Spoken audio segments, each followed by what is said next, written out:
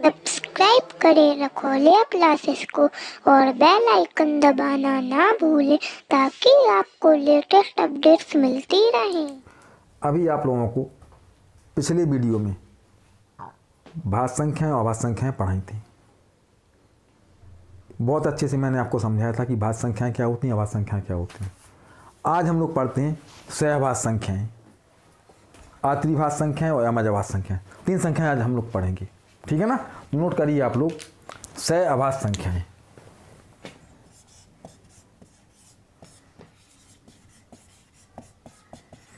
सहभाज्य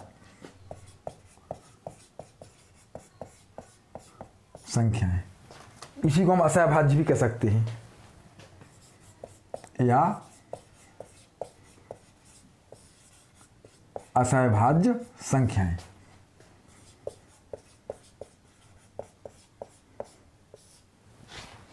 ठीक है ना। को प्राइम नंबर्स, को प्राइम नंबर्स अंग्रेजी में कहते हैं को प्राइम नंबर्स।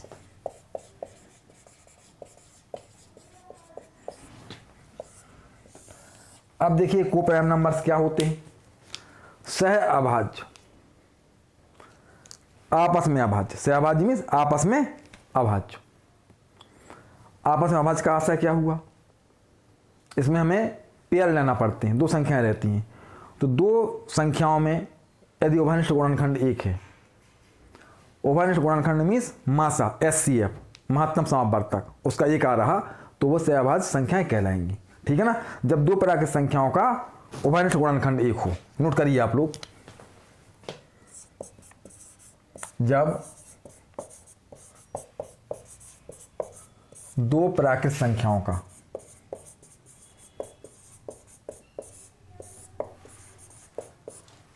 उभयनिष्ठ गुणनखंड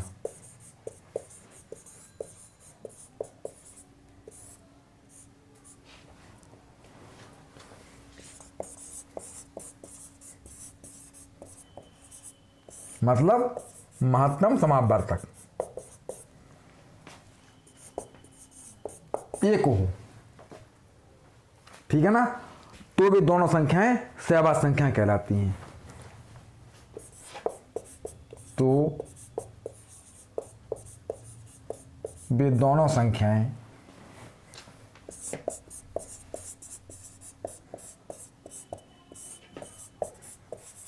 सह अभाज्य या असहभाज्य संख्याएं कहलाती हैं। ठीक है ना।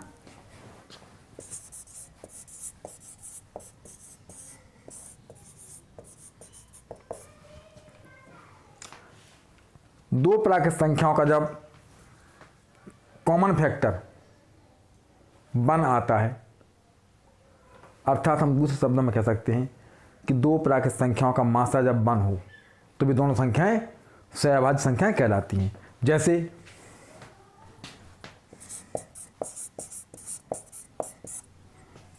हमने 2 और 5 लिया, अब इसका कॉमन फैक्टर 1 है, अर्थात मासा इसका 1 है। 2 और 5 के लिए हम संख्या का पता करते हैं, तो केवल एक ऐसी संख्या है जिसका भाग 2 में जा रहा, 5 में जा रहा। एक के अलावा अन्य कोई संख्या का भाग 2 और 5 दोनों में नहीं जाएगा। अब देखिए हमने लिया 3, 7, ऐसे ही 3, 7 में चेक करते हैं हम लोग, तो केवल 1 ही एक ऐसी संख्या है जिसका भाग दोनों में जा रहा, अर्थात दोनों का उभयनिष्ठ फैक्टर, उभयनिष्ठ गुणनखंड 1 है। ठीक है ना, तो ये सहभाज्य संख्याएं कहलाएंगी। अब देखिए हमने लिया 4 और 9। अब यहां देखते हैं हम लोग ऐसी कौन सी संख्या है जिसका भाग इन दोनों में जा रहा हो, तो एक 1 ही एक ऐसी संख्या यहां मिलेगी आपको कि जिसका भाग 4 में और 9 में जाएगा। 1 के अलावा और कोई संख्या ऐसी नहीं मिलेगी आपको कि इन दोनों में उसका भाग चला जाए, तो इसका भी मासा 1 हो रहा। हमने 7, 9 ले लिया, तो यहाँ भी चेक कर लें आप, यहाँ भी इसका मासा या कॉमन फैक्टर 1 है। ठीक है ना। 8, 11 लेने, ऐसे और कोई भी संख्या हम ले सकते हैं। ध्यान रखना है केवल कि जो भी हम संख्या लेने जा रहे हैं उसका उभयनिष्ठ गुणनखंड केवल एक ही होना चाहिए, एक के अलावा कुछ और नहीं होना चाहिए। जैसे हम कह दें 8 और 32 ले लिया, तो देखो यहाँ पर तो उभयनिष्ठ गुणनखंड नहीं आ रहा, 8 आ रहा, 4 आ रहा, 2 आ रहा, बहुत सारे आ रहे हैं, कौन, तो ये नहीं आया, इसमें शामिल होगा। ठीक है ना। हम कहते हैं 9 और 21, तो ये भी नहीं, क्यों, इसका उभयनिष्ठ गुणनखंड 1 तो रहेगा ही, 1 के साथ 3 भी आ रहा, 3 से भी दोनों डिवाइड हो रहे हैं, तो ये भी गलत हो जाएगा। क्लियर हो गया ना आपको कि किस प्रकार की संख्या हमें लेना है इसके अंतर्गत। अब देखिए, आपको ध्यान रखना है केवल कि ऐसी 2 प्रकार की संख्याएं लेना है जिसका कॉमन फैक्टर 1 हो, तो वे दोनों संख्याएं सहभाज्य संख्याएं कहलाएंगी। ठीक है ना। अब देखिए, आप नोट करिए, नोट, सहभाज्य संख्याएं भाज्य अभाज्य कोई भी हो सकती हैं। आपने अभी देखा था कि यहाँ जो एग्जाम्पल लिए थे वहाँ भाज्य भी आ रही थी, अभाज्य भी, जैसे 4 और 9 था, ये भाज्य संख्याएं थी। ठीक है ना। तो सहभाज्य संख्याएं भाज्य अभाज्य हो सकती हैं। नोट करिए आप लोग, पहला सहभाज्य या असहभाज्य संख्याएं भाज्य या अभाज्य हो सकती हैं। ठीक है ना। अभी आपने एग्जाम्पल में देखा था ना कि जैसे 4 और 9 लिया था हमने, 8 और 11 लिया था, तो 8 तुम्हारा भाज्य था और 11 भाज्य नहीं था, अभाज्य था, तो भाज्य हो सकती है, अभाज्य हो सकती है। ठीक है ना।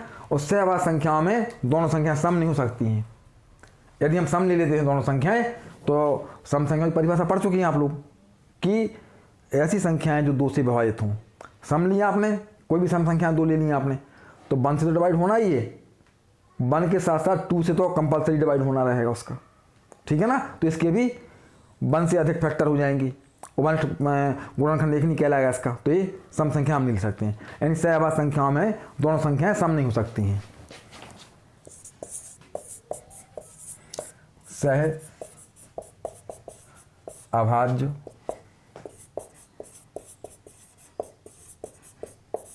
संख्याओं में दोनों संख्याएं सम नहीं हो सकती हैं।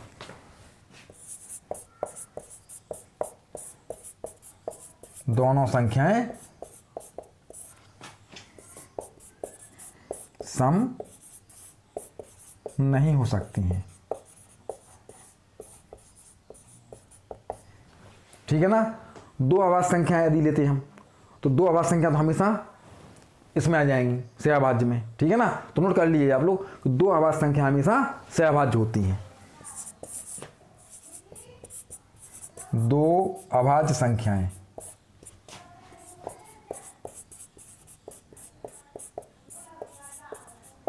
हमेशा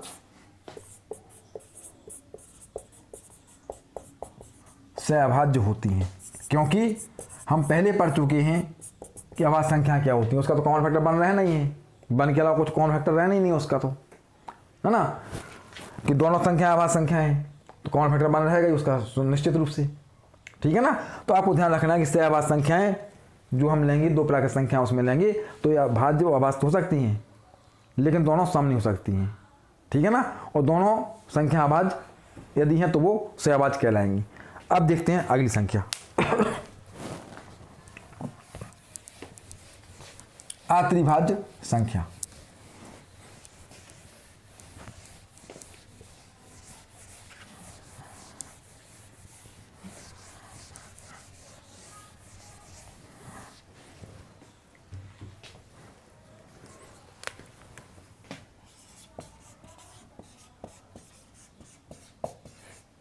अत्रिभाज्य संख्या, prime triplet numbers, prime triplet number. ठीक है ना। अब देखिए प्राइम ट्रिपलेट क्या है, इसमें 3 संख्याएं लेना पड़ेंगी। ट्रिपलेट में 3 संख्याएं, जब तीन प्राकृत संख्याओं का अवशिष्ट गुणनखंड 1 हो। हमें तीन प्राकृत संख्या लेनी है और कैसी लेनी है कि उनका कॉमन फैक्टर 1 होना चाहिए, उनका मासा 1 होना चाहिए, तो वो अत्रिभाज्य संख्याएं कहलाएंगी। नोट करिए आप लोग, जब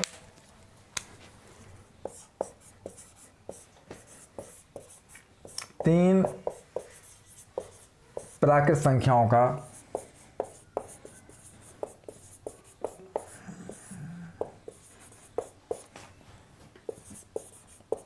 उभयनिष्ठ गुणनखंड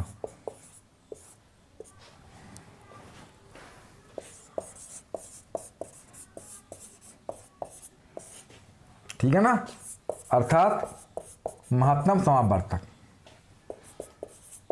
1 हो, तो वे तीनों संख्याएं कैसी कहलाएंगी? अत्रिभाज्य संख्याएं कहलाएंगी। ठीक है ना, तो तीनों संख्याएं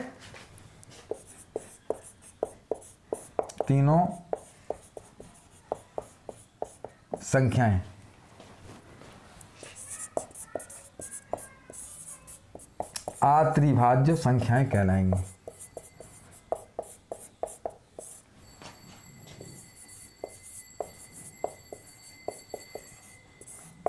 ठीक है ना, ये आपको ध्यान रखना है कि इसमें ऐसी तीन प्राकृत संख्याएं लेना है कि उनका मासा अर्थात कॉमन फैक्टर 1 हो, तो वह तीनों संख्याएं अत्रिभाज्य संख्याएं कहलाएंगी। जैसे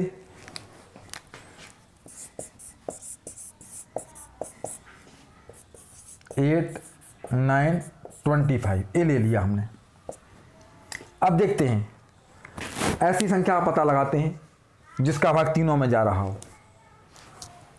कॉमन फैक्टर वही तो कहलाएगा जिसका भाग तीनों में जा रहा हो। ठीक है ना, तो हमने पता लगाने की कोशिश की, तो यहाँ पर 1 ही एक ऐसी संख्या मिलेगी आपको कि जिसका भाग तीनों में जा रहा है, अर्थात इन तीनों संख्याओं का उभयनिष्ठ गुणनखंड केवल 1 है, इसलिए ये तीनों संख्याएं कौन सी हैं? प्राइम टेबल नंबर्स कहलाएंगी या अत्रिभाज्य संख्याएं कहलाएंगी। ठीक है ना, अब आते हैं अभाज्य संख्या पर। ये संख्या बहुत अच्छे से पढ़ते जाइएगा आप लोग, है ना, ये बहुत महत्वपूर्ण है एग्जाम के लिए। कंपटीशन एग्जाम में ये सब चीज़ें पूछी जाती हैं, ध्यान रखिएगा आप लोग। ठीक है ना, तो यमज अभाज्य संख्याएं या जुड़वां अभाज्य संख्याएं।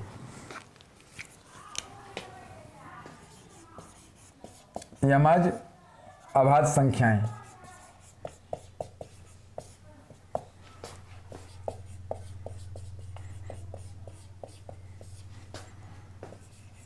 या इसी को हम जुड़वां अभाज्य भी कहते हैं, जुड़वां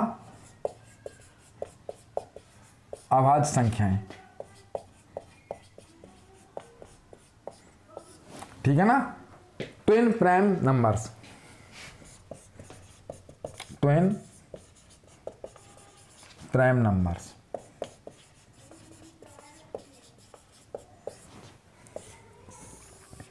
अभी देखो, इसके पहले हम जब अभाज्य पढ़ रहे थे तो उसमें हमने पढ़ा था कि ऐसी संख्याएं थी कि उनका कॉमन फैक्टर 1 था। उसमें जो पेयर में संख्याएं नहीं थी वो संख्याएं भाज्य भी थी अभाज्य भी थी, लेकिन यहाँ केवल अभाज्य संख्याएं ही लेना पड़ेंगी आपको। यमज अभाज्य में केवल अभाज्य संख्याएं ही रहेंगी, और इसकी शर्त क्या है कि हमें ऐसी अभाज्य संख्याओं की पेयर लेना है जिनके मध्य में केवल एक भाज्य संख्या हो। ठीक है ना, जिनके मध्य में केवल एक भाज्य संख्या हो तो उन्हें हम यमज अभाज्य संख्याएं कहते हैं। ठीक है ना, तो लिखिए आप लोग, अभाज्य संख्याओं के ऐसे जोड़े अभाज्य संख्याओं के ऐसे जोड़े। ध्यान दीजिए आप लोग, जब हम आपको से अभाज्य लिखवा रहे थे तो वहां हमने अभाज्य शब्द का इस्तेमाल नहीं किया था, वहां प्राकृत संख्या का इस्तेमाल किया था, है ना। यह अभाज्य संख्या का इस्तेमाल कर रहे हैं हम। अभाज्य संख्याओं के ऐसे जोड़े जिनके मध्य में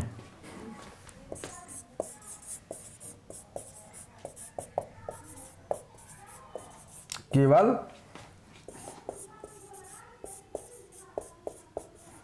एक भाज्य संख्या हो,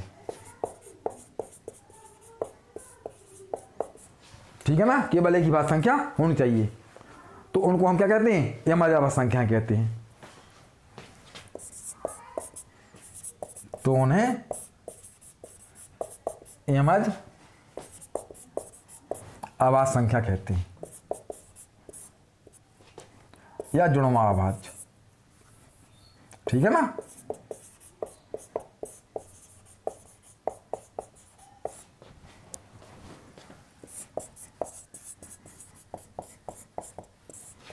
संख्या कहते हैं।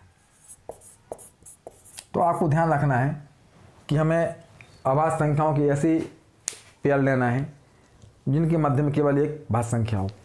अब देखिए हम कुछ अभाज्य संख्याएं लिखते हैं यहाँ पे, 2, 3, 5, 7, 9, 11, 9 नहीं आएगा, सॉरी 9 अभाज्य संख्या नहीं थी, 7, 11, 13, 17, 19, 23,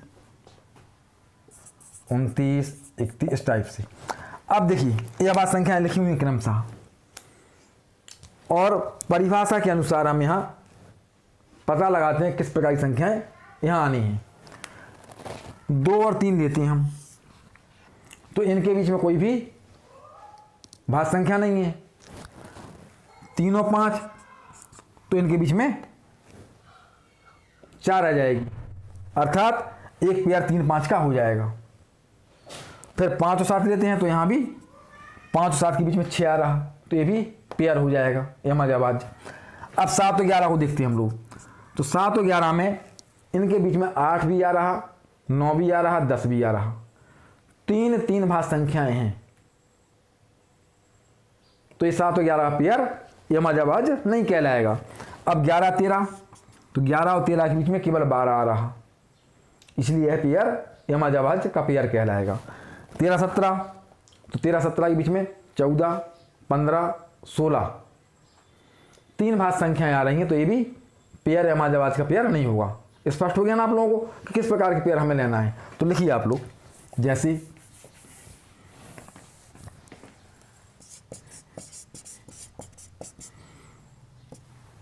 अब 2, 3 तो आया था, 3, 5 है ना, एक पेयर 3, 5 का ले लिया, इसके बीच में 4 आ रहा, 5, 7 का पेयर भी यमज अभाज्य कहलाएगा, यमज अभाज्य का पेयर कहलाएगा, ठीक है ना। अब 7, 11 का नहीं कहलाएगा, 11, 13 का कहलाएगा, क्योंकि 11, 13 के बीच में 12 आ रहा। तो इस टाइप से आप और भी पेयर ले सकते हैं, बहुत सारे पेयर आपको मिल जाएंगे, ठीक है ना। तो आपको ध्यान रखना है कि यमज अभाज्य संख्या में ऐसी संख्याएं जिनके मध्य में केवल एक भाज्य संख्या हो, तो उन्हें हम यमज अभाज्य संख्या कहते हैं। जैसा कि आप पेयर देख रहे हैं कि 3 और 5 में 4 आ रहा बीच में, 5 और 7 में 6 इसके बीच में भाज्य संख्या आ रही है, 11 और 13 के बीच में 12 भाज्य संख्या आ रही है, ठीक है ना। तो आप ध्यान रखिएगा कि यमज अभाज्य में केवल जो भी हम अभाज्य संख्याएं ले रहे हैं पेयर में, तो उनके मध्य में केवल एक ही भाज्य संख्या होनी चाहिए, और यहाँ केवल अभाज्य संख्या ही लेना पड़ेंगी आपको, अन्य कोई संख्या नहीं ले सकते हैं। परिभाषा में बताया गया आपको कि अभाज्य संख्याओं की ऐसी जोड़ी है ना। तो आपको हमने आज सिखाया सहअभाज्य संख्याएं क्या होती हैं, आत्रिभाज्य संख्याएं क्या होती हैं, और यमज अभाज्य संख्याएं क्या होती हैं। आप लोग बहुत अच्छे से पढ़िए, बहुत अच्छे से अपनी तैयारी कीजिए, क्योंकि प्रत्येक कंपटीशन के एग्जाम के लिए ये सब चीज़ें ज़रूरी हैं सीखना। अगले वीडियो में आपको और संख्याएं पढ़ाऊँगा।